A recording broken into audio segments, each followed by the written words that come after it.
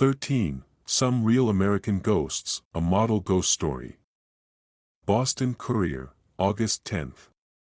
A very singular story which forms one of the sensational social topics of the day is the best authenticated of the many stories of the supernatural that have been lately told.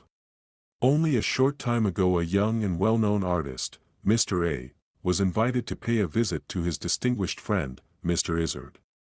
The house was filled with guests, but a large and handsome room was placed at his disposal, apparently one of the best in the house. For 3 days he had a delightful visit, delightful in all particulars save one: he had each night a horrible dream. He dreamed he was, or was really, suddenly awakened by some person entering his room, and in looking around saw the room brilliantly lighted, while at the window stood a lady elegantly attired, in the act of throwing something out. This accomplished, she turned her face toward the only spectator, showing a countenance so distorted by evil passions that he was thrilled with horror. Soon the light and the figure with the dreadful face disappeared, leaving the artist suffering from a frightful nightmare.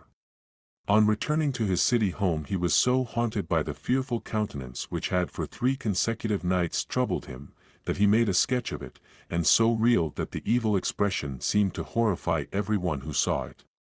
Not a great while after, the artist went to make an evening visit on Mr. Izzard. That gentleman invited him to his picture gallery, as he wished to show him some remarkable old family portraits. What was Mr. A.'s surprise to recognize among them, in the likeness of a stately, well-dressed lady, the one who had so troubled his slumbers on his previous visit, lacking, however, the revolting, wicked expression. Soon as he saw it he involuntarily exclaimed, "Why, I have seen that lady." "Indeed," said Mr. A, smiling, "that is hardly possible, as she died more than 100 years ago.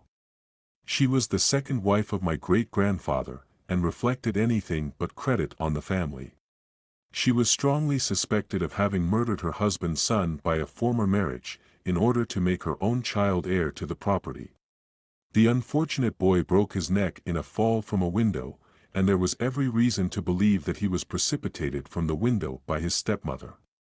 The artist then told his host the circumstances of his thrice-repeated experience, or dream, and sent for his sketch, which, so far as the features were concerned, was identical with the portrait in Mr. Izzard's gallery. The sketch has since been photographed, but from its hideous expression is not very pleasant to look upon.